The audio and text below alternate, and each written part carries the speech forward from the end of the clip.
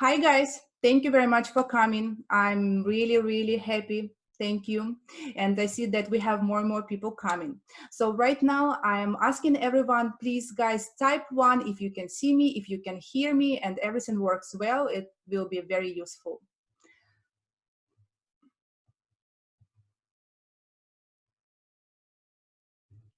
Great. Okay, awesome. I see once. Thank you very much. I really appreciate. I know that more people will come, but it's time to start. So let me introduce myself. My name is Julia Skulska. I'm QA Turbo School representative. And we are guys here for the webinar, What Mobile Apps Know About You. Okay.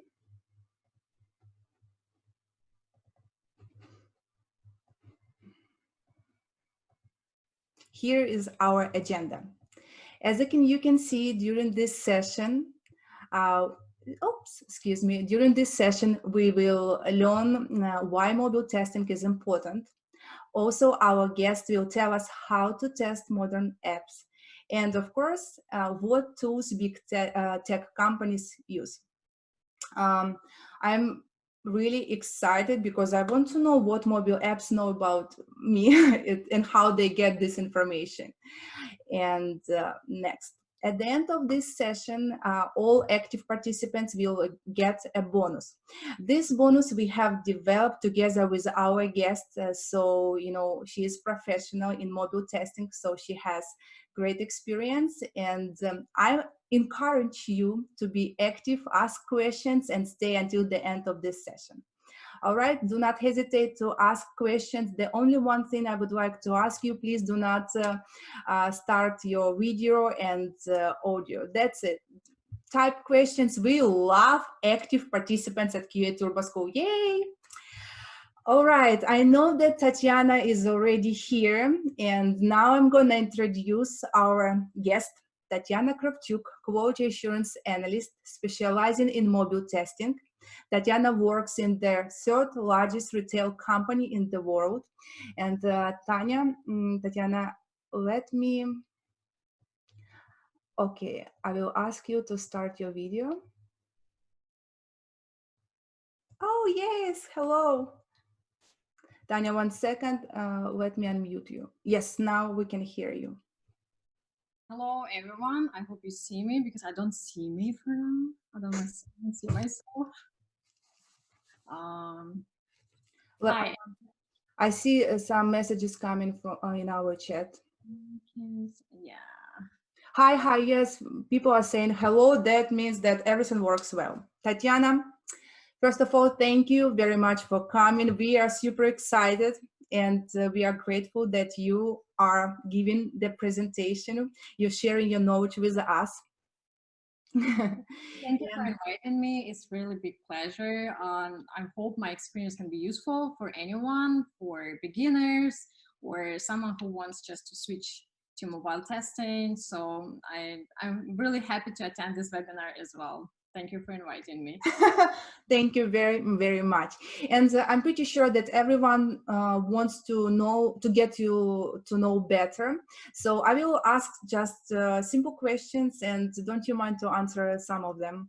Yeah. No. My first question is very basic and very simple. Tatiana, just tell us a little bit about yourself, your experience, your life. So, as you know, like my name is Tetiana. I work in testing field about 3 years, and majority of those years I work in as a mobile tester. I'm testing mobile apps for our company.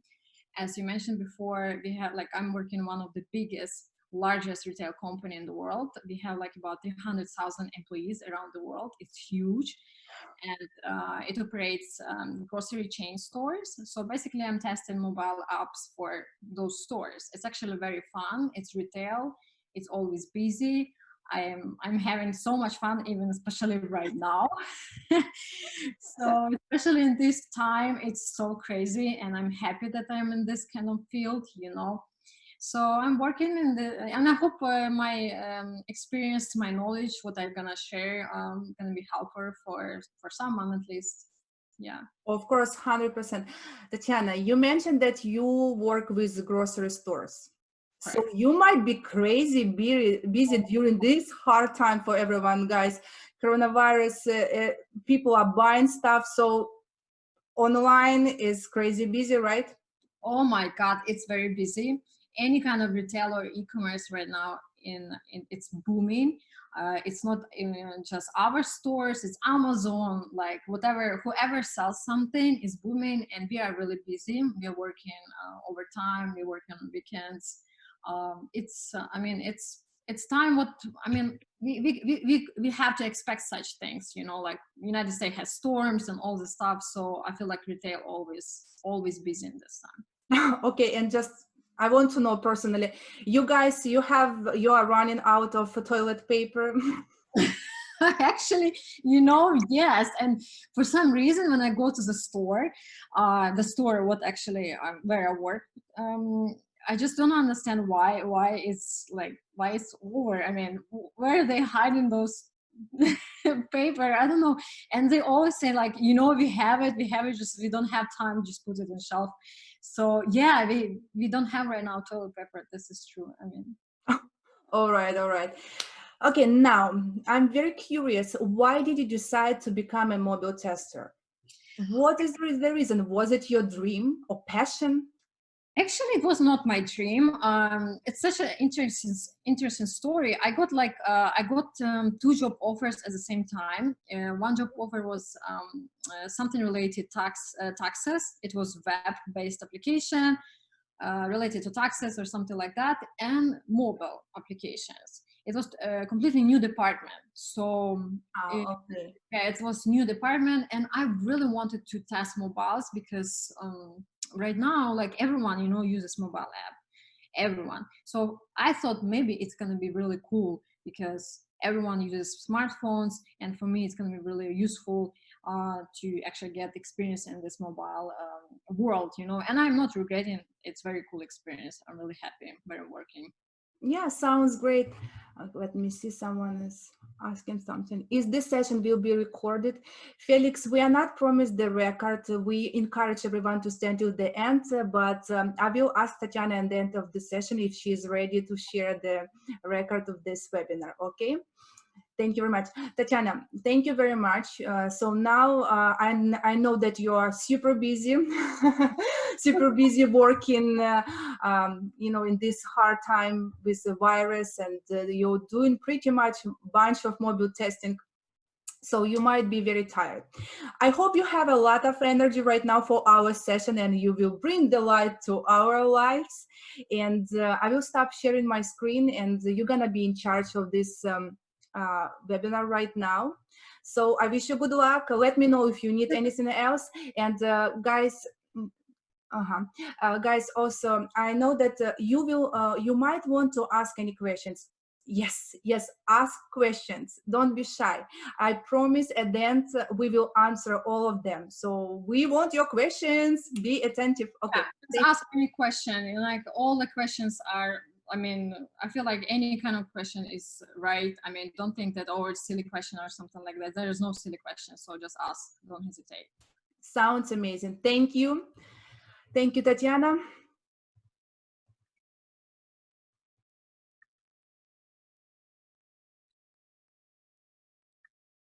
Oops.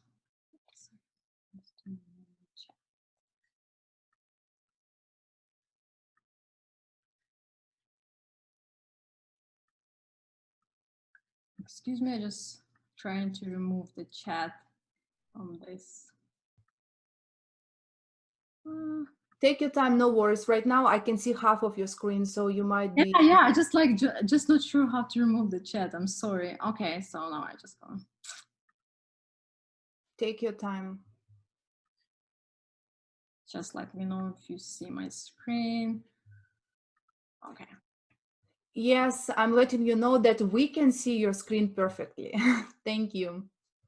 So I want to tell about why mobile testing is very important based on my experience. So just keep in mind, whatever I'm sharing right now is based on my experience, based experience what I have. And believe me or not, every company does it differently. They perform testing differently. Even in my company, since we have many headquarters, not many, like a few headquarters around the world, even through those headquarters, we do and perform testing differently. So everything just based on my experience and observation. So here I want to tell about more why mobile testing is important and what actually we test as usual as a manual mobile tester. You don't need to know any automation tool to do that. So just keep in mind, it's not very like, it's not hard. It's not hard. It's not hard something. So you can start it as a junior or whatever without any knowledge of any kind of tools. So as you know, like right now, market is huge with the smartphones. So when I get my first smartphone, it was like 8 years ago. It was like iPhone 4S.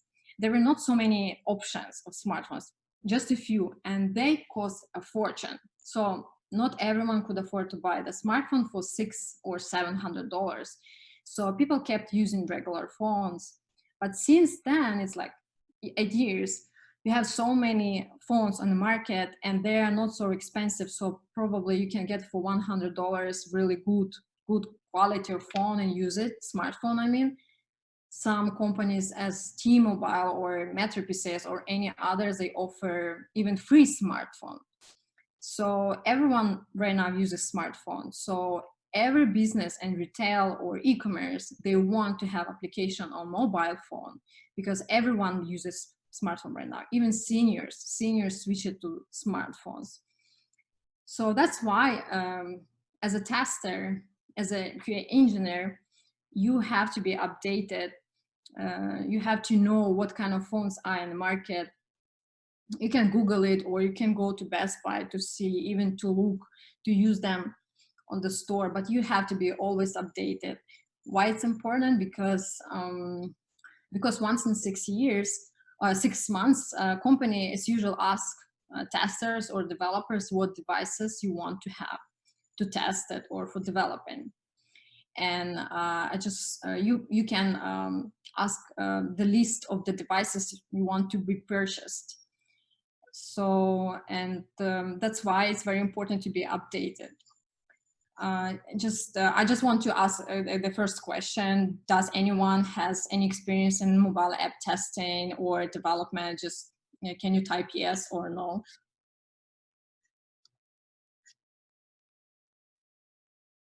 Okay. I don't see for some reason the chat. No, yes. Okay, some of you have yes. That's so cool. Actually, it's very cool. So maybe you can also share your experience with me, like it's actually very useful to exchange. It's very cool, actually. Not many people actually have, because, even to be a developer, mobile developer, it's a big thing. Not every company can even afford to hire like mobile developer separately from the web. So let me to move this chat. Oh my God. Okay. Sorry about that. I'm just gonna try to do like that. So you have to be updated, as I mentioned, right? You have to be updated and just always Google company's website. For example, I always attend new presentation of new iPhone coming or new Android or something. I always follow, and not just me, even in company, we all watch together those presentation. So what actually, as usual, manual tester test at work? Of course, we test mobile application on different networks like cellular or Wi-Fi. You might not have the first option, cellular, because not every testing device has this option. So you might test just on the Wi-Fi. And it's very important to test in different type of Wi-Fi. Company has very secured Wi-Fi. So it means like random customer or user of your application might not use the same Wi-Fi, right? So it's very important to have kind of random Wi-Fi. What does mean random? It means you can connect to local store or local state department, for example, we use City Hall's Wi-Fi. It's funny, but we use City Hall Wi-Fi to test our application because this is how it's working. We need to know how it's working, like without any kind of secured Wi-Fi, fancy one, you know.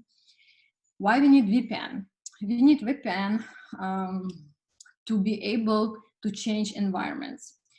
If you work in testing or development, you already know there are so many environments where developers are working, and every environment might have different features deployed. So VPN gives kind of like permission to, not permission, it's like the tool. Without this tool, you cannot access to those environments. So it's very important to have VPN. Every company has this VPN, different type of VPN, depends on the company's budget. We use even on the phone, on the website, everywhere we use VPN. Second one, performance. Let me move here. Performance. Why it's important performance? We do performance testing, but we have separate team. I'm not part of this team, unfortunately. It requires to use automation tools. I mean, I think our company uses Robotium. Again, I'm not part of it. It's very important to do such testing, like load testing, stress testing, in such time like now. We have this pandemic thing, so to make sure that the application can handle many users, thousands of users in the same time. But again, I'm not part of it, but it's part of the testing. I'm not part of it, but it's part of the testing. So just know that it exists, performance testing, and mostly it's done by automation tools. One of the my favorite type of testing, it's accessibility testing. So I just want to ask the question, how do you think, is it important to test websites or mobile application for people with disabilities?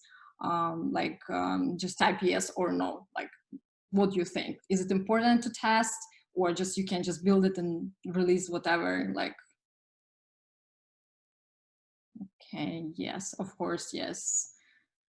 Yes, it's important. Yeah, I agree with you. It's very important. And why it's important?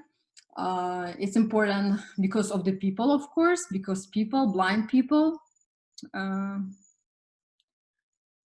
Yeah, I agree. So it's important for people, of course. Blind people, it's important. Anyone needs to have the same access, the same user experience probably for any type of application or websites. And another side that it's a very big problem for the companies. As you can see, Target got sued for that. And I don't remember how many Target had to pay for this Federation of the Blind, but as I remember, it was a few millions. They had to pay for this federation because they didn't win the suit. The case. Since then, every application and every website took it very seriously. So we have separate test cases for accessibility. For website, they have different tools. It calls ADA, other tool, we call this. It's very easy to test, but for mobile, it's integrated in application. You can find it in iOS and Android. It's just integrated. Once you turn it on, phone starts slowing down a little bit, but you have to make sure that your application, you can read application. You can even close the eyes and just clicking on. You have to start clicking on all buttons, all fields, how it's reading. Does it read everything?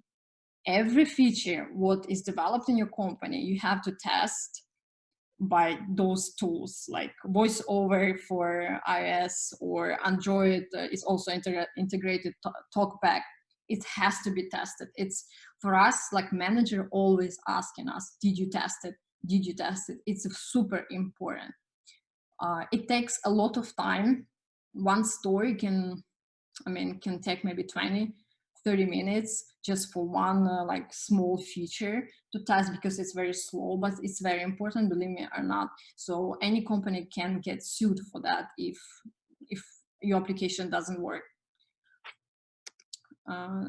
Okay, the next one, one of the most, I think it's my favorite part.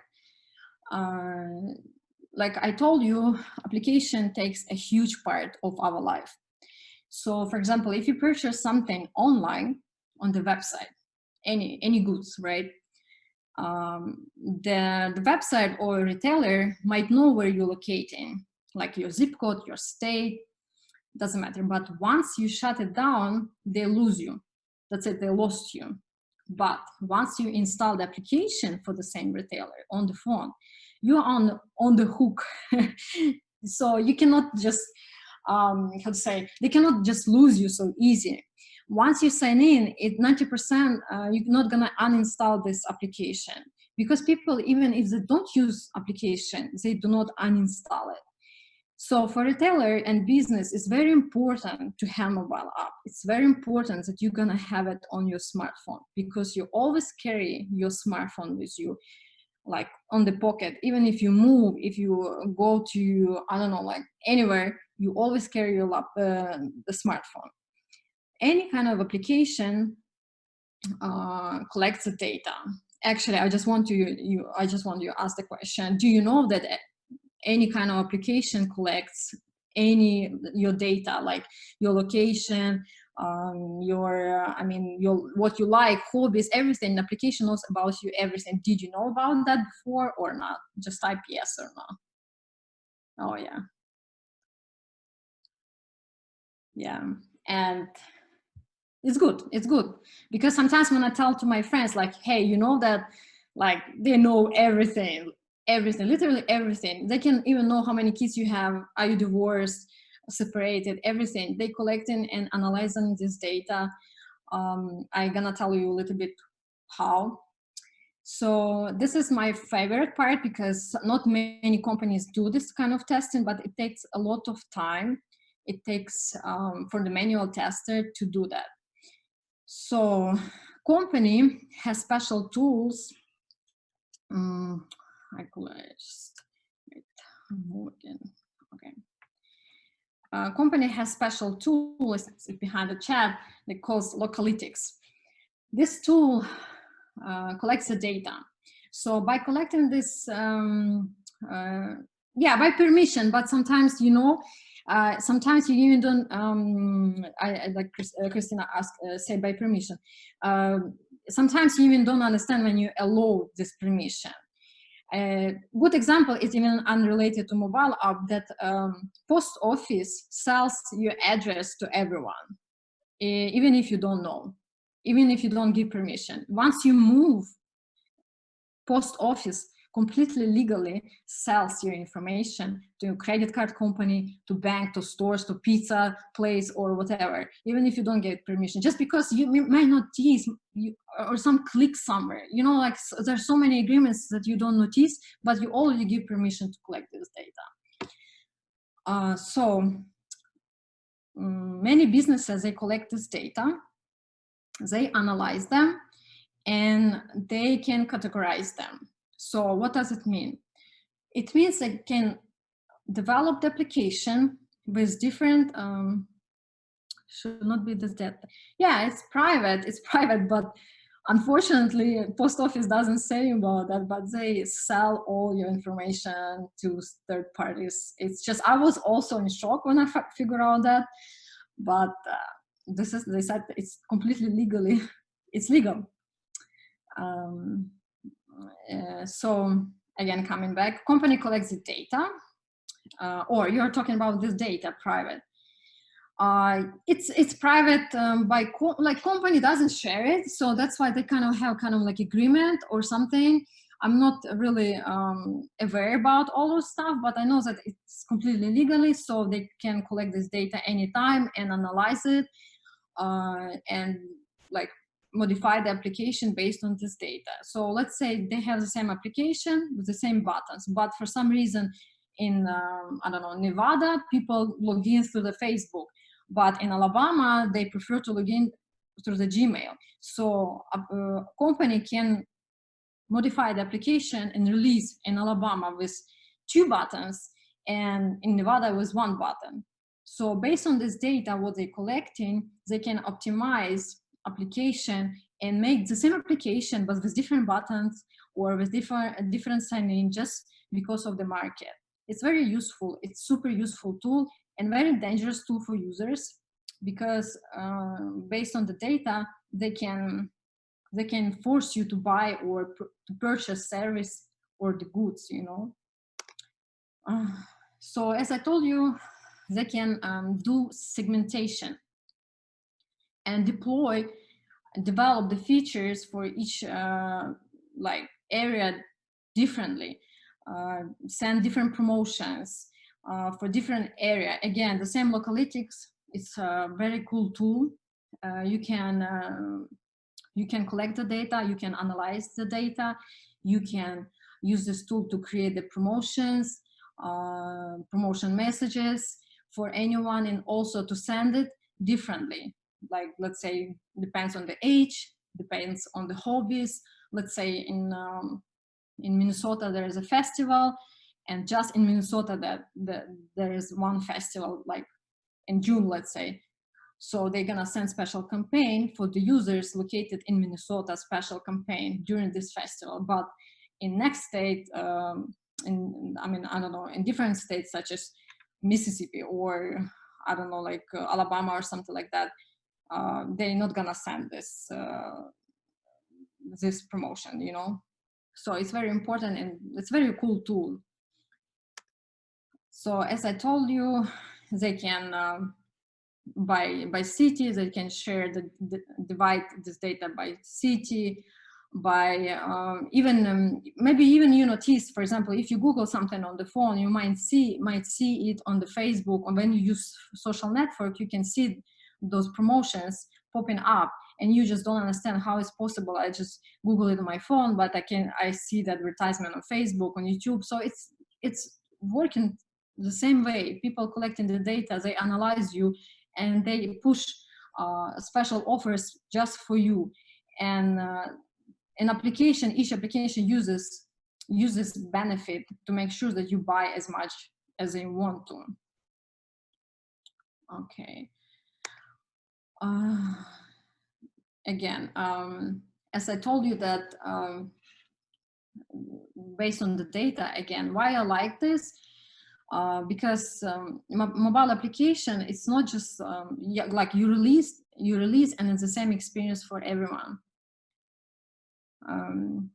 Yeah, I know you don't like it, but unfortunately it exists, you know, and it's very, it's just, if you think it's, oh my God, like they monitoring me, they know everything about me, but on another hand, they just want to make product better.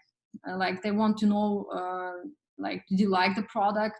Let's say, like, if some button doesn't work, or maybe they create different type of sign in, and they want to know how people like to sign into an application using the button on the top or using the button on the bottom, like, you know. So they, based on this data, they want just to make sure the application works best for you, best for anyone, even for seniors. That's why it's very useful. So features in production, so it's also based on the data. So for example, if you develop the application and you want to turn off or turn on special features for different area, it's also the same thing. You use Localytics, you rely on this data or Firebase. It also depends on the company. Those features cost money, and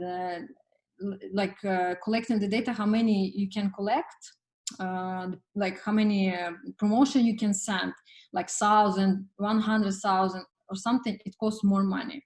So it also depends on the company. what kind of tools they can afford.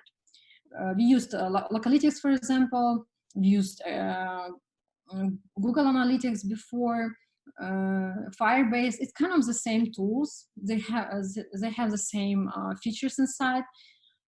You can use them. You can Google them. It's very easy tools to use. Any developer can help you to start using it. It's very easy using, and it's very helpful for developing the best experience for mobile app.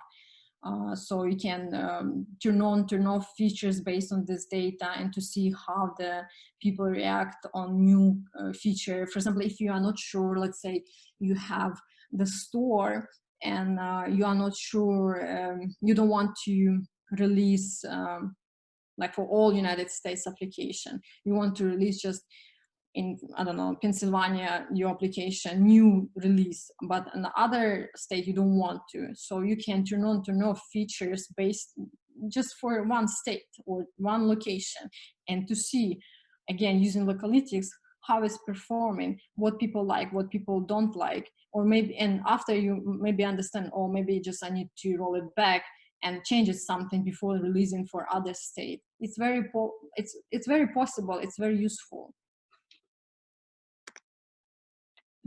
Okay, so, oh, here actually, I want to ask the question, did you ever get any push notification or in-app messages before, and like, did you like them? Because majority of people don't really like them. I don't know why. If you got them, just tap yes. If not, no. Maybe nobody even, maybe everyone disabled them already. No, okay.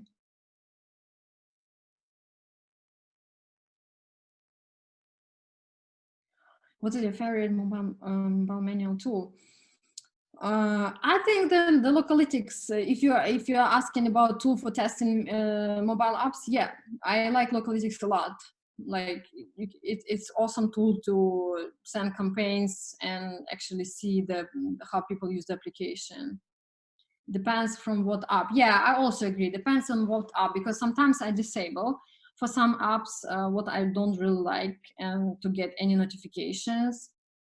But some of the app I turn on, and I really like follow them and open each and every notification that I get. I think something I go, okay. Yeah, it depends on the person. Yeah. So yeah, I agree. Depends from what app. So again, the same tool, Localytics or Firebase, but we use mostly Localytics for that.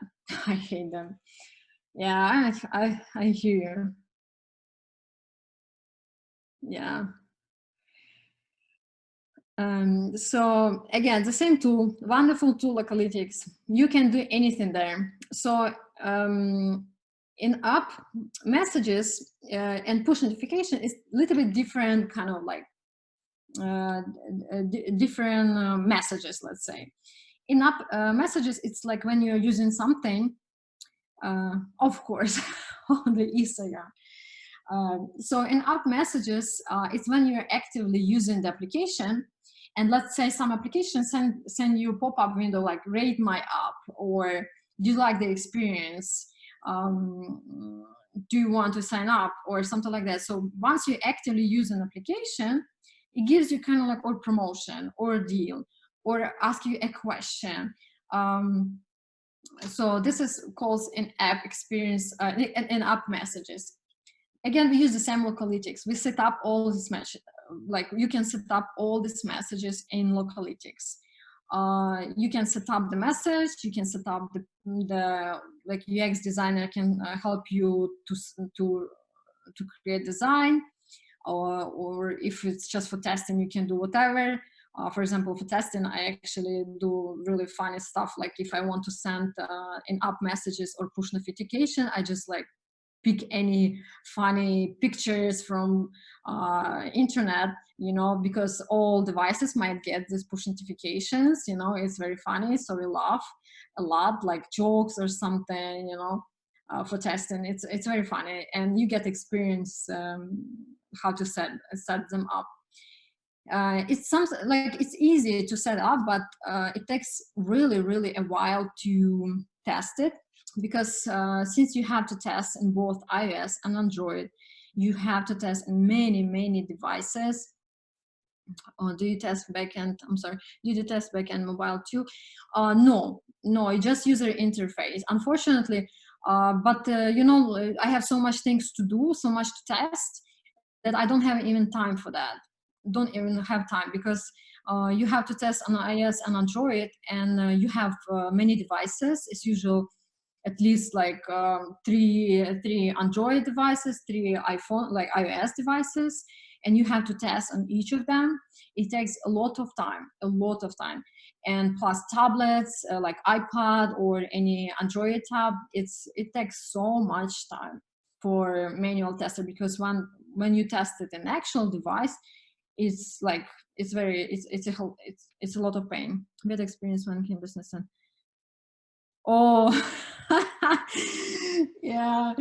Oh my God, that would be really funny. Oh my God. Yeah, you know, it's very like once you set up the campaign, push notification, you always have to be really careful that you choose the right application, testing application. And I know many of us, like all our testers, we just check all the time, like really check very careful before sending. Is it testing application? Because it can happen, you know. It didn't happen in my company, but it happened. Like kind of like we were really scared. Sometimes my colleague came to me like, open Localytics. I said, what's going on? I just want to check, like, did I send it to prod or not? Oh my god, like this, you know, because it's kind of like funny. I mean, he would not get fired, but it's just like it's not good thing, you know, to send something not appropriate, or something for testing on prod. But it can happen for sure. So once it's like to set up the campaign, as I mentioned, it's very easy. But to test it, oh my god, especially for Android, for some reason, I don't know why, for some reason it takes like sometimes one day to get notifications for some Androids. And Androids also, it's a big pain for developers. I don't know why they hate Androids. I love Android, I love iOS and Android. For me, it doesn't matter where to test. I ever try Android or iOS. Okay, for test, no, we didn't try it. Like, no, we didn't try. Anyway, we can.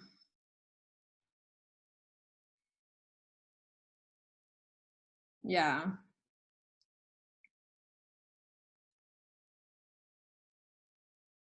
No, any simulators, emulators. You would be surprised. Why? Because they do not. Like when you test mobile app on the actual device, you can actually feel the user experience, real user experience. Simulator, emulator, it takes. We had it last year. I don't remember what was that. We had simulators, but we actually denied to use them because it took so long. First of all, second of all, for UX designer, it doesn't make any sense to test on the simulator or emulator. So let's say I'm testing the application, right? I'm testing. I said, okay, testing is passing, like functionality is working. So after that, UX designer needs to test it. So basically I need to give the phone, actual phone, to UX designer, because this is also what he or she worked on. So she or he needs to check it, to test it. And for user, for designer, it's very important for her. I mean, we have UX designer, it's a female, so that's why. So it's very important to feel how it's working. Yes, from user perspective, completely. I mean, as I mentioned, we used before simulators, but we denied to use them, and because it doesn't make any sense. Every phone works differently, and we need to test in each phone the resolutions. We need to make a call sometimes, turn off, turn on Wi-Fi, make a call, because even we had a bug when we made a call and our application just like half of the screen just cut off. Like we had blank screen, half of the screen was blank just because someone called. So that's why we need to have actual device. So do you prefer Android or iOS testing? I think like Android right now have more options. Let's say iOS, it's kind of the same, like like it's the same. For me, it's the same, iOS. But Android has so many right now phones on the market. So, so we have so much fun to test them. Especially right now, is that many companies, they give those phones for free, cheap phones, like for $100 or even free. You also need to test them. And that's why I have more fun testing Android, because I find more bugs on Android. That's why I prefer always to test on Android. And believe me or not, like once I touch Android, my developers like, oh my god, like, you know, like they're like already prepared that there's going to be bugs, just because for some reason for Android there is so many issues. I don't know why. $100. Yeah, I mean, it's seniors, you know, like LG phones, Motorola phones right now. Like like for senior people, it's more than enough. I mean, to have such phone, it's good. It's good enough. How many testers in the team? Okay. I hope I didn't miss any question. If I miss any question, just repeat it. Or mobile farms. No, I don't use mobile farms. Firebase, though, Firebase, what I mentioned before, it has kind of this kind of like mobile farms. Again, I'm not part of it. My developer said that I might use this, but for now I'm so busy that I don't have time for that. But Firebase has this kind of like mobile farm inside, so integrated. So you can Google and maybe if you're interested. But I didn't use it yet. So. How many testers in your team? Oh, actually, it's a very good question. Again, it depends on the team. How many testers? We have teams where there's 2 testers. But for now, I am tester for 2 teams. This is how it happened. We became so busy that they don't have enough testers, and this quarantine started, and so on and so on. So right now, I became a tester for 2 teams. But it's usually in our company 1 tester per team. 1 tester per team. It's like it's like in general we have 1 tester per team. But also keep in mind it depends on the company. As I told you, you can have 2 testers on a team or 1 tester for 2 teams. Like right now I'm doing testing for 2 teams. Just process, no. You see, everything is so easy. I'm telling you, I have so much work, but I don't use any of those tools. It's so funny, but this is how it is. Like those testing, what I mentioned before, it takes so much time, believe me or not, that you don't need any other tools. How many people in those teams? Front, back, UX, like 4 developers approximately, tester, UX designer, and product owner. So 6-7 people, just also depends, because some companies, they don't have like product owner. So some people don't have UX. Like for now we have UX in each team, but it's not always been like that. Sometimes we have 1 UX per 2-3 teams. It also depends on the company. So just keep in mind, every company does differently, but it's usually 6-7 team, like depends on the project, mobile, web, 6-7, like that. So it's amazing. Yeah, I agree. I heard about that. I feel like I even Google it. But you know, like whatever I offer to management to use this, and you don't have time. And it's really true. I don't have time for that because like I'm testing a lot manually. Yes, absolutely. Mostly manual testing. And for mobile apps, it's a lot of testing because you have so many devices to test on real actual devices. There's like list of devices in front of you, and you just grab each and every you have to test, because different resolution, different operating system. And keep in mind that, for example, if you have let's say 3 iOS devices, each and every one needs to have different operating system. I've already lost about what kind of iOS right now, 13, 12. So like each phone used to have a different operating system, like different iOS, different Android. So you have to be sure you test on all operating system. Do you do agile? Yes, we do agile, we do sprints. Yeah, we do agile.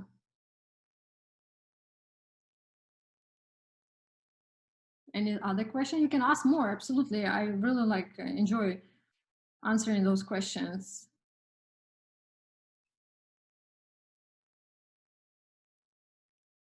Okay.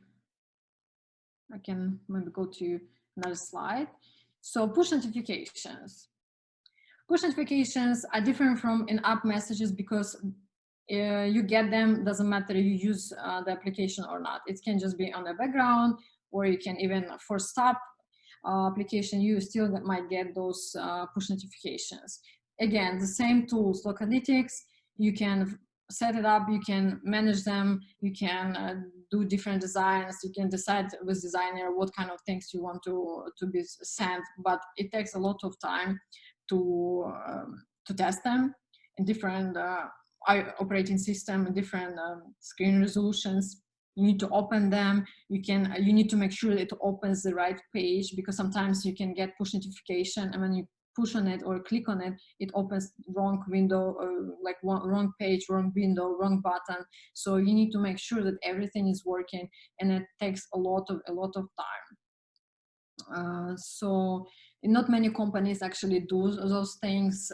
It takes a lot of time and money, and so not every company has a budget, but it's good to know. Maybe it's going to be helpful for your interview if you say like you tested push notification and app messages. It's easy to do, but it's a good, to know how to do that and what tools to use. What is also important to test layout.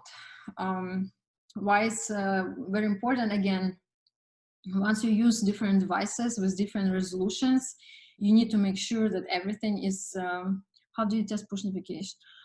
With Localytics, the same tool what I mentioned before. So you set the campaign, you set it up, the notification, the message, design, and you set it up, and Localytics does everything for you. You just need to make sure that you pick the right application, the Android or iOS. You can even range it, like maybe based on the data, like what you get from Localytics, like state or county or city, and you take all this, you kind of like apply the filter, and you set it up, and Localytics does everything for you.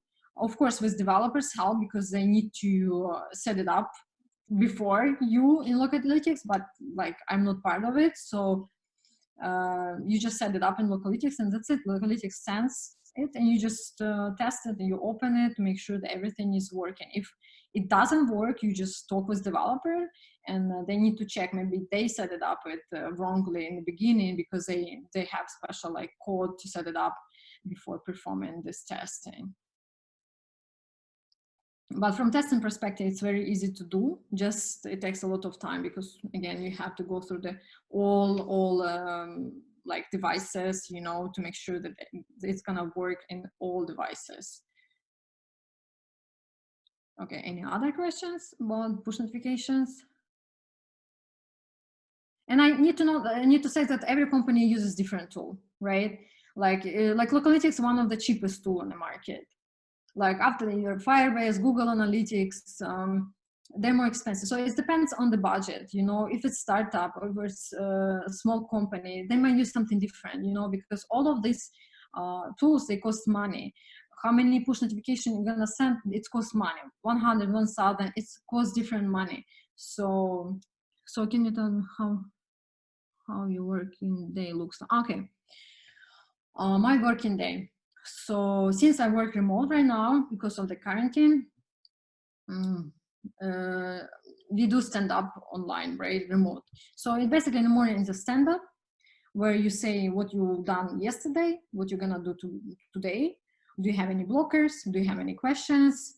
Like we have Scrum Master. A Scrum Master needs to know everything. If you have any blockers, you need to tell to Scrum Master and say, hey, I have someone doesn't respond my email, or I don't know how to get this and that. Never be ashamed if you don't know anything, like something. You always need to say, I don't understand how it's working. So first, stand up. After depends on what is the plan, you know, like are there any meetings? You check, do you have any meetings, to make sure you don't forget to plan your day. And you check the board, your Jira board. If you see that something is ready to test, you start testing. You talk with developers if you don't know how to test, because not always you just like grab the ticket and here you go, you have to, like, you can test. You have to know, like, do you need to deploy anything? Is the right environment? To make sure that everything is tested. So first, stand up after you look on the board. And I look, there is in the Jira a special option. You have to click and say, assign it to me, because sometimes, since we have huge corporation, we have so many like testers, developers. So sometimes people even assign to you something, even if you don't know. Yeah, you don't know that they assign to you until you click on that and say, assign to me the ticket. So, okay, someone needs help, maybe someone assigned to me ticket, maybe I have to retest it. So I also check it, because it can be not in my board. It can be assigned to me, but I don't see it. So I click on assign to me option on the Jira, and I see, okay, maybe I need to retest it. I check, does anybody needs my help? And that's it, pretty much. It's based on how much work I have. If I don't have any, it's a good question. If I don't have anything to test, it's a very good thing to say to your manager. We have QA manager, and I say all the time, like, hey, please, I don't have anything on my plate right now. Maybe it's beginning of the sprint. If anybody needs help, let me know. I always ask it, even if she said no, just if there's going to be any, I'm going to let you know. It's very, very important to ask manager or in a chat, like, hey guys, do you need any help? Let me know. Because, you know, if you don't say it, people might think, oh, like, she's thinking, like, if she doesn't have what to do, like, she's gonna sit and just watching YouTube. Even if there is nothing to do, it's always good to show that you are willing to help, you are willing to work something, even if there is nothing to work, but you are ready to help to anyone. You know, it's, if you don't have to what to work, like, to do, you always need to ask something to do, you know. Okay, in general, which features models are tested with Localytics 2? Push notification, in-app messages. We send different campaigns based on the, like, again, location, like test how the campaign looks like when you use the application in pop-ups, like, hey, you have a coupon, for example. So kind of all this interaction with the customer, we test with Localytics. What else maybe? And of course, we use this to make sure. And what else to test with Localytics, for example, like how many people sign in, because when you create the application, you might have different way to sign in. So if the customer signs in through one page or another page, you can see using Localytics what is better option for them. Maybe you just want to turn off another feature, you know. So based on this data, you can kind of modify or create the ticket or bugs that something is not working, because you can see the errors in the Localytics. Oh yeah, it's actually why the Jira admin did not figure. It's actually super good question. Because as usual in big corporation, in huge corporation, you have so much things coming to your email, you would not believe, like, it's like hundreds email every single day. So you might miss it. I'm getting notifications that someone assigned ticket for me, but believe me, because we have offshore team in India, sometimes it's different time, and when you open your email every day, it's like boom, like it's huge, like so many emails, like, and you don't know even those people what they want from you. So make sure, like, you I mean, of course you need to go through each email, but we are all people, we are humans, you know, you can miss it. So better to look in the Jira to check, does anybody needs help? Does anybody assign anything to you? It's always check. It's always good way to check both ways. So to make sure that you don't miss, you know, anything. But it's a good question, yeah. Like, I mean, I know, like, and I talk with my friends, majority of companies, they use Slack or Mattermost to make sure that everyone reaches everyone, you know. Could you please tell us more about the sprints? How many days? How many? Good question. Okay, so I will just I will continue with the presentation. I will answer other questions what you ask me. It's very good questions. So push notification layout. Okay, layout. So layout is important because sometimes people think that if you use, like in Safari, for example, you have option, you can simulate different type of devices, right? And it changes the screen, like, right? But it's not the same way, because, for example, we had Samsung with the angled edge of the edges of the phone were like on like angle, like, I don't know how you call it, waterfall or something like this. So it was very hard to test application because it was many buttons didn't work as expected.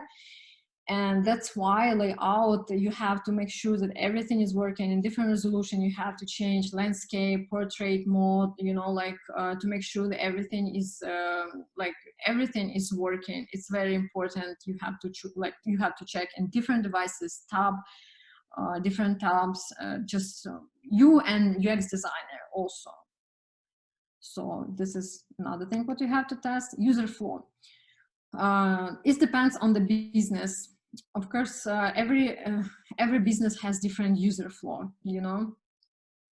Some businesses, they sell something, some businesses, they provide a service, some businesses like provide maybe like test something, like if you fill up the form and give you some testing, like answer something. But user flow has to be really good, and you have to check user flow, whatever your business is like doing, you know, you have to check, you have to make sure everything is working smoothly in each device, Android and iOS, not simulators, not emulators, actual devices. It's very important that a user understands, like you have to understand from user perspective, is it easy to purchase phone or not? Is it to purchase goods, you know, on this website or not? You need to understand, and you need always not to be shy to make suggestions to your product owner or even designer. Say, hey, I think this button has to be after we purchase or before we purchase the goods, or this message. You always have rights, and you always have voice to say that, you know, like, I feel like from user perspective, it's just, it doesn't make any sense. And believe me, people, they're gonna listen you, hear you, they analyze it, and maybe they're gonna change it. From my perspective, like from my experience, we change it a lot, like based on what QA wants, you know, what we think is better for application. Okay, features and functionalities. So this is actually a very good thing. I want to mention that there's many things what you cannot automate. This is one of those things. People think that manual testing is something like rare, like there is no like position like manual testing anymore, especially on mobile. Everything is automated, and it's not true. Believe me or not, right now mobile business is like mobile apps are changes so fast. There are so many features what you cannot automate. You have to use, you have to test it manually, like scan the product, right? Maybe if you know, like Amazon, you can go to the store and you can scan any product and you can get the price and all description of the product. These all things you can test manually, you know. There's a company, there are companies, they have huge labs where you go with this scanner and you test it on actual device. There is no way you can automate, because you have to scan many goods and many products, description, barcode, even picture, to make sure it can find it. So it's, again, you have to test it in different devices, different operating systems, different type of device to make sure that it scans good, you know. Voice search is something relatively new feature. Again, it's very fun to test with the accent. Believe me, like when I have the story with the voice search, It's so funny. It just doesn't understand many things, but I still trying to test it. But it's actually really funny. Again, it's impossible to automate. I don't know like how you can automate. You have also to talk to the, you have to use this feature, you know, like actual customer, and make sure you can, you get what you expect. Say Face ID sign in or fingerprint sign in. Again, like many applications allow to do that, so you have to test it with actual device, set up your fingerprint, set up your face, and open the application with that. You have to test it manually again through all devices, and just imagine how much time it takes. It just takes a lot, especially if you have many applications. Like our company has many applications, you have tests through the all operating system, all applications. It's a lot. And mobile wallets. Again, it's something new. Maybe it's like came 2 years ago, we start testing it. It's also hard to test because like company needs to have special huge lab to test it. And I don't think I think it's impossible to automate those things. Like I even talk with my developers, they said, no, it's like you have to test it manually, just manually.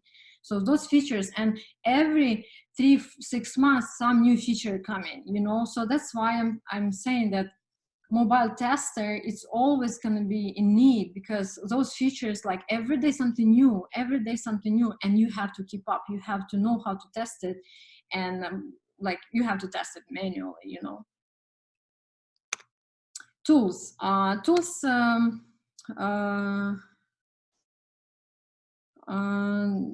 what I mentioned, it's Firebase, Localytics, what majority manual tester use for collecting, analyzing data. Firebase right now has also simulators and emulators for mobile application. I didn't use them. I'm just in process to learn how to use this. Test Flight and Crashalytics. Test Flight and Crashalytics, it's a tool where you get the application before releasing them. So let's say your application is ready, it's pre-prod environment, and you get them on the Test Flight and Crashalytics. So it's kind of like beta version of your app. You need to test it.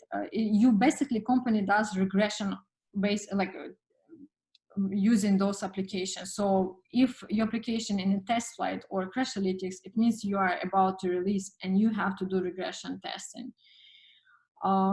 So again, mostly all companies use this tools to release the application. It's very easy to use, and developers can help you to learn. It's very easy tool, but you can Google it if you need more information. Like, it's very easy to use. Okay, so I just want to answer the questions. Hello, Tatiana. Hello. You are so awesome, really. Thanks. Sorry, but maybe it was too like I was speaking too fast, but I tried to kind of like manage in 1 hour to answer questions, and like there's so many questions. I'm really happy. Yes, Tatiana, this is so great. We've got lots of questions. Okay, let's double check the chat, because I know people are still waiting for their answers. Absolutely. So, like Lisa Jira, okay, can you please tell me sprints? Okay, can you please tell me, tell us more about the sprint? How many days? So it's about 2 weeks. A sprint as usual. It's 2 weeks. So again, you have planning, you have retro. It all depends on the company. Like planning, of course, in the beginning. It depends on the company how you manage this. How many for regression? Regression is a good question. Regression we do before release. So once, if every company does it differently, we try to release every 2 weeks, right? So every 2 weeks we do regression. Again, it depends on the company. Like we did regression before. So after that, our company hired the different team for regression, because it started a lot, you know, a lot of to manage. So it depends. But before releasing it, we had to do like a few days regression, a lot, you know, all concentrated on regression. Everyone leaves sprint work. We have to do regression features, what we're releasing, to make sure everything is working. Tatiana, I'm sorry for interrupting. Just I want to say thank you, Olena. I really like everything was perfect. Yay! I agree.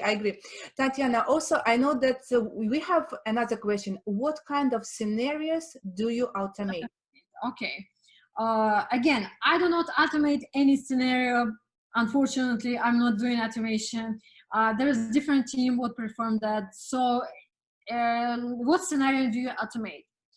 You automate basically positive testing. So it means from user perspective, this is what our company is like. We automate positive test cases, and if there's new feature coming, we just add it to the framework. New feature came, like button or some field, we just add it to the framework. So it has to be relatively easy to understand, that everyone can manage it, and so on, you know, like, so it's also depends on the company. Okay, I don't see the other. Yeah, it looks like we do not have questions right now, guys, but feel free to ask. But I have questions. So my first one is gonna be, does a mobile QA engineer just test mobile apps? No, no, not just mobile apps. Mobile QA has to be ready to test anything. Doesn't matter what. Like, we even tested cashiers. You know, cashiers, like what you have in the store. You also test them. So I feel like if you have in your position QA, like this kind of QA, you have to be able to test anything. So we test anything. If I have to test mobile apps, I'm testing mobile apps. If tomorrow my company said, hey, you need to test web, I said, okay, I'm testing web. So I have just to be ready for that, you know. Okay, I understand. Thanks. Now, I'm very, very curious. Do you remember any funny bugs you found, or do you have any special stories? Oh, yeah. You might have something. So tell us. Actually, very interesting story. We developed in our application. We have a shopping list. You can have it right now. It's in production. People using it. So in the process of the developing this feature, we had to type in the shopping list what we might buy, right, in the store. So I typed emoji, different kind of emoji, because it's a part of my negative testing, right? Like to type anything, like special characters and all the stuff, like, you know. So once I type emoji, something like apple or grapes, you know, and I see the emoji, I click an emoji and it's adding to the shopping list. But once I type like bread or cake or something with the gluten in it, I mean, I don't know, like, or unhealthy, application crashed, you know. What's going on? I start over, you know, like whatever fruits, vegetables, healthy something, it's working fine, you know. But once I type something like bread, cake, and I show my developer, we were laughing so hard, like, how is possible? Like, why is crashing just on a cake, bread, or something like that? So we had to fix it. But since then, my Scrum Master and manager always teasing me, like, Tetiana, did you test your emoji test case? I said, of course. I'm surprised that people use emoji when they search for products. I just want to know, guys, do you use emoji when you make online purchases? I'm just curious how many people use emojis. Let's see. Nope. Nope, nope, never. No, it looks like no, but okay. How did you guys, what was the issue? Why carbs are so bad? I mean, yeah, it's bad, and probably this was perfect app for people who, you know, try to keep fit and stay healthy, but for some reason it just crashed. And of course Android crashed. I need to mention crashed. So I don't know, for some reason it just didn't like those emojis and it's crashed. I didn't like those emojis. We don't like gluten. Yeah, gluten, no gluten, please. Okay, all right. So look, Tatiana, we have a question from David, who is asking, do you use app like Android Studio to provide details for your reports? Sorry. No, Android Studio used by my developers, not me. Nothing like that. Nothing like any of the fancy tools. This is how it is. Like, and I asked my coworkers from other companies, like they use the same like tools like me, because it's a lot of testing. You know, it's manually. It's a lot of handle. Like to test one story, it's a lot. So we have enough. You know, we have enough. Yeah. Plus, we have so many emojis, right? It's oh yeah, so many. Okay. Now, what skills you need to have to become a mobile QA engineer? I think like for the manual mobile QA engineer, you need just to have passion. You need to be able to learn very fast, to be able to Google information, and to be willing to learn about new gadgets like devices on the market. And I think one of the most important skill, maybe skill, or uh, yeah, I would say skill, what I think every QA needs to have, it's attitude, like personal, like be a good person. You know, what does it mean?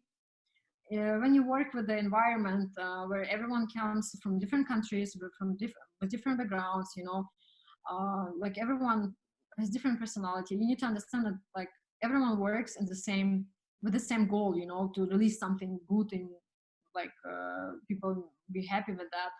So you need to understand that, and if something goes wrong, do not point on anyone. We even happened that we released application and it crashed right away from Apple Store, and our developer was really stressed. But if you point to the developer like, hey, like how did you happen, like you're stupid or what, or something like that, it's not gonna work. You know, you always need to have attitude. You need to understand that everyone is different. If something happens, like if there is a bug or a hot fix, you have just to concentrate, like to support this person, like okay, like you need to concentrate how to resolve this issue. Do not point on anyone. So this is and it's actually from my experience, I saw people who got fired for not being supportive. You know, it's very important to have attitude, to respect each other, and to concentrate how to resolve the issues, not to think like who. Yeah, of course. Tatiana, I love the way how you explain things. Are you stupid or what? Yeah, but I'm pretty sure it happens every time when people get irritated, get angry because they have lots of work to complete, and you know everything is not going well as they expect, so they might get angry. And it's normal. We are all human beings, but we need to keep calm. Yeah, absolutely. And I'm really lucky. I have the best team. Like people are from different part of the world, from India, from China, from Brazil. And I never heard like, no, I don't know, or I don't like it. Like, because we've always been supportive to each. It's very important, because once you tell to the person, hey, everything's okay, we're going to fix it, it makes feel better, right? Then, oh, like, you know, like you're stupid or something, you know, it's not going to work. So this is attitude. It's very important. I think one of the most important, because companies might even don't look on your resume, or maybe in your resume you have so many skills but you are like really arrogant or something, they're not gonna hire you. But there are cases where a person doesn't have anything on their resume, but if the person good, a person like personality, has good personality, and people, oh, like he might be good for our team, let's try it, you know. Yeah, sure. You 100% agree. Tatiana, if you don't mind, I would just take a moment and to share Yes, some information. I will just for a couple of minutes stop your video, right, and just mute you. Thank you. Guys, I will use my opportunity to share with you that we start our Java Selenium Automation course on March 30, and I would like to invite all participants to start learning automation with us. Duration of this course is 3 months. We have classes on Mondays, Wednesdays, and Fridays for 41-minute, 1 hour long classes. And after each class, you'll get home task. Okay, so now, why you need to choose QA Turbo School? I'm gonna name 3 reasons why to choose us and start learning automation with QA Turbo School. First, personal mentoring. This is so cool. Each student will be under personal mentoring. It means that you will get constant feedback from the mentor. You will get feedback on your code and learning process. Every and each home task will be checked by a mentor. You will get 100% of attention. It's very, very important. Second reason, individual approach to each student. I'm pretty sure that all of you knows how it is important to get attention from the mentor to see how things are going in your learning process and how good you are. So in case you have any difficulties or impediments and blockers, we will set up private calls with mentor, and he will help you to fix your technical issues. He will give you a lesson with explanations and help you to keep learning and be motivated. And the third reason, which is the best, I think, is exclusive interview training. You know how market is demanding right now, and due to this situation with the virus, lots of people lost their jobs, and right now the competition is going to be very high. And you know, we have developed at QA Turbo School, we have developed a unique and brilliant system which helps our students to get jobs, get automation jobs, and the results of our students speak for themselves. In just a second, I'm going to share with you something really cool. We have a team of QA professionals who help and train our students. We provide podcasts with real automation interviews. We give additional Udemy course. We provide bunch of documents, useful files.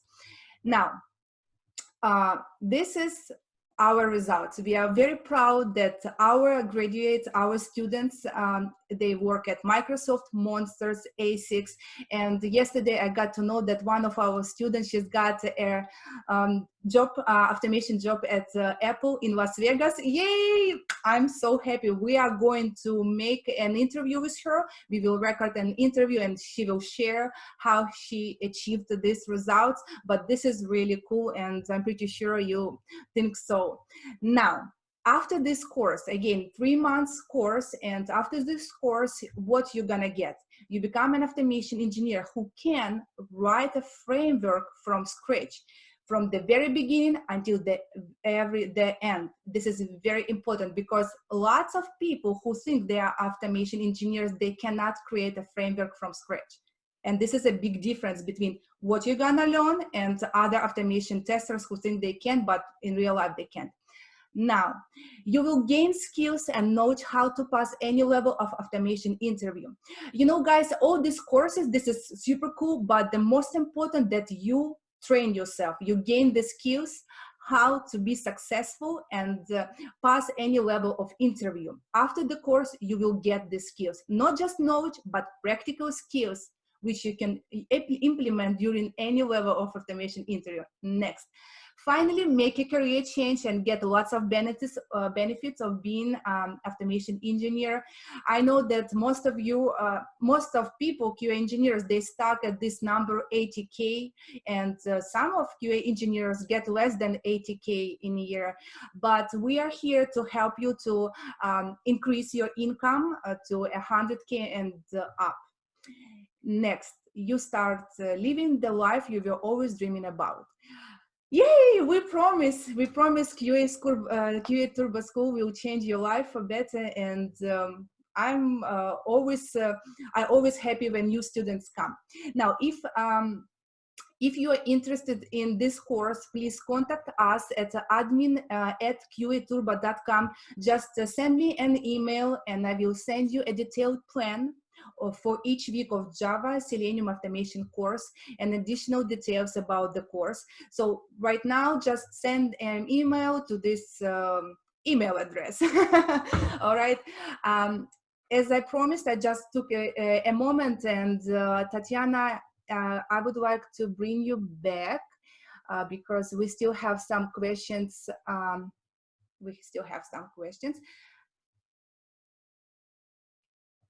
Tatiana, are you here? Yeah, I'm here. Let me, okay, yes. Thank you very much for waiting. And Tanya, I know that we've got a couple more questions from students. So if you can see the chat, there was a question from Alex who's asking, how do you manage an app traffic? Do you have any backup if your up is down? Backup if your up is down. I don't know what do you mean about this question. Do you have any backup if your up is down? I assume developers do those part of testing or performance. I mean, I'm not like, I cannot answer the question because I'm not part of this kind of testing, you know, like, no, like there's my developer do that, but not me. I'm not part of it. So this is like, I do completely manual testing. Look, Natasha is asking how many Scrum stand-ups during the month and during year. Oh, Natalia, during year. I'm not like I cannot count it. It's like about two sprints per month or month and a half, something like that. It also depends on the project. You know, if you have like a huge project, we might extend it or roll over all the tasks what we do for next sprint. It depends, like about two sprints per month or so. It depends on the like companies. So. Um, Look, so the question from Igor, who is asking, what would you do if you find a bug in the app after it went to production? This is a good question. Yeah, it's a good question. It happens. It happens. Like I told you, like we are all humans, and it happens. Sometimes you miss it, or sometimes it doesn't. It stop working. So once we release, we try to test it, release version. But if there is a bug, we report it right away and talk with our product owner and say, hey, there's a bug. It has to be fixed. It's major bug. So he prioritizes this bug and start fixing it. Of course, it depends how huge the bug, how much attention we have to pay. Like What if if it's a critical bug? critical bug, if some really like major functionality is not working, like for example, in our application, what is in production right now, we have the card, the card what you use to scan before purchase, right? Like your rewards card. So applications sometimes can like stop showing this barcode, and it's major issue if it doesn't show because like user cannot use the rewards card, right? So it's a major. So if, for example, such feature stops working, it's a major issue. We have to fix it and release again. So it depends on the bug. If it's some UI bug, we can wait until the next release. If it's some major, we report right away to the product owner, and he talks with developers, say, hey guys, we need to, like, it's a priority. We have to leave everything on the site and start fixing it and fixing and release again. So it's a good question. Thank you for the question. Okay, do you test logs? No, I don't test logs. Absolutely nothing. I'm telling you, manual tester mobile, it's like hands, eyes, ears, and that's it. Legs sometimes, maybe, I don't know. So no. Guys, do you have any other questions? I think we did not miss any, but if we did, let us know. Let us know. Tatiana, while our guests, our participants are probably typing their questions, I would like to say thank you very much for such a great presentation. Thank you for this performance, your time, your patience. You know, I felt your energy. You were so emotional, and you just, you gave me that energy, and I feel it. Thank you very much. And I think our participants, are excited too, because you gave us very valuable knowledge. Thanks. Yeah, I really appreciate. Thank you for inviting. I wish everyone to not give up and look for the job. And as you can see, to be a manual mobile tester is not that hard. You don't need to know any kind of like programming language or tool to start doing it. So just go ahead and do it, and don't pay attention to this quarantine thing. There's so many companies what's still hiring, like retail companies, medical companies. Believe me or not, they're hiring like dozens, hundreds QA testers. So you always can find a job. You just have to do like just start searching if you didn't have. Yeah, I know that many companies are still hiring, but the thing with that virus and how people lose their jobs every day, people are stressful right now. Absolutely, I I agree. know that competition is gonna be crazy because lots of people lost already jobs, like hundreds of people. So what do you think? Do you think your company will keep hiring? Because Yeah, my company is still hiring developers, and I'm pretty sure after this quarantine is over, they're gonna hire more testers because there is a one issue that you cannot invite face to face, right? It's kind of complicated to interview the person and set up the laptop when you're remote. But once it's gonna be over, I'm pretty sure we're gonna like hire more. Believe me, like I feel like just services such as traveling, or some kind of like entertainment services, they are like kind of like not in trouble, but they might have the issues. But there are so many fields where there's no problems at all. So so let's say like if Expedia fires the people, someone like Amazon hires 300,000, you know.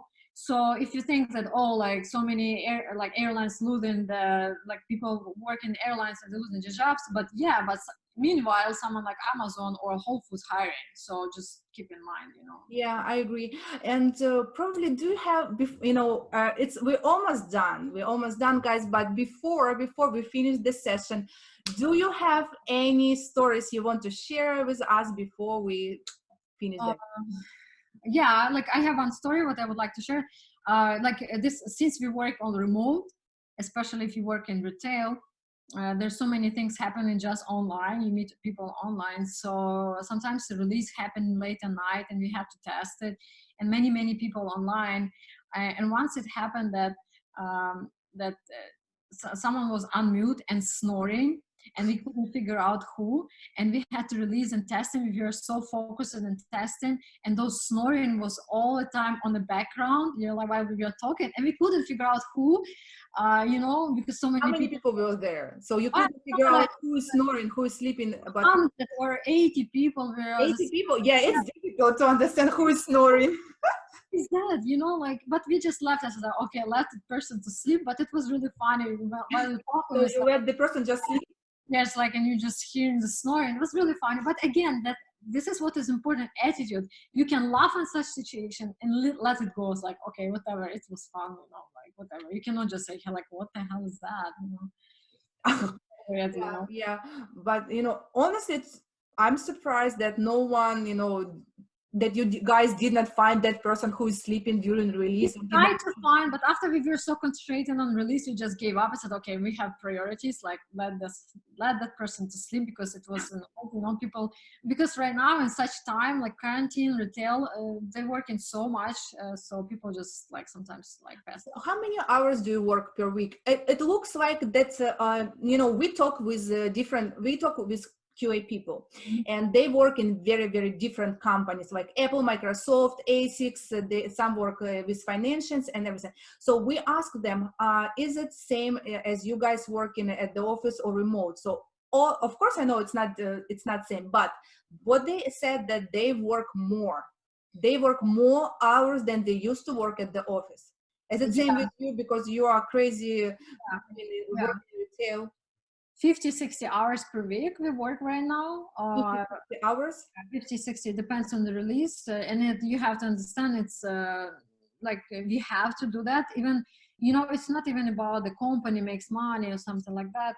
We're just thinking people who are really need this food, you know, because we deliver food. Many seniors actually need this food, so we have to fix those bugs to make sure that everyone has really nice experience. So we have to work on those. That's why, like, yeah, we work 60 hours. Yeah. Tatiana, how do you balance good reviews with this load of work? Because as you just said that people need food and senior people need food, but I think that you are just a little bit tricky, because it's impossible to keep good quality of testing and such load of work. Yes, it's very hard, but you have to, I mean, it's very hard, but what you can do, you can sometimes I'm testing on the weekends. I have Slack on my phone, and I get sometimes asks questions. I always answer, and yes, like it's hard, but we do what we can do, you know, especially right now in such situation. Especially everyone needs toilet paper, so you guys absolutely. Like I really have suspicious those corporation what makes toilet paper. Oh my god, they make huge profit right now. Okay, guys.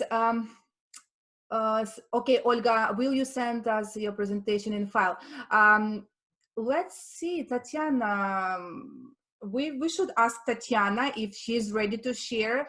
I promise. I remember everyone who stayed until the end of this session. So, guys, I'm going to send the bonus, and if Tatiana doesn't mind, I will send you her presentation as well. Yeah, absolutely. If my experience was useful, I hope you're gonna use it to get a better job or opportunities. Oh, your experience is brilliant. I love it. I love everything what you know shared with us. Thank you very much. Okay, guys, okay, thank you. You're welcome. Thank you very, very much for all of you that you guys joined us, you stayed with us, you asked questions, you were active. I really appreciate. And, you know, Tatiana, thank you for your time and knowledge, experience as well. Um, would you like Thank to you. say something? Stay healthy. Would you like to say something before I finish the webinar? Yeah, I just wish everyone good luck and stay healthy. Just Stay healthy. Yeah, good. I agree. Stay healthy, and I hope you guys join us. We are waiting for you here at QA Turbo School. Thank you very much. Join us, and this is the end of our webinar session. We have more. We have just before I finish the session, I'm gonna tell you that we are planning to have more sessions in 2 weeks. So just check your emails and you know, come, invite people, invite your friends, join us, and we will be very happy to have more useful webinars for you. Thank you again. Thank you, everyone. Goodbye. I'm gonna finish the meeting. All right. Yeah. Thank you. Thank you. Thank you, guys. Thank you. Thank you. Bye. Bye-bye.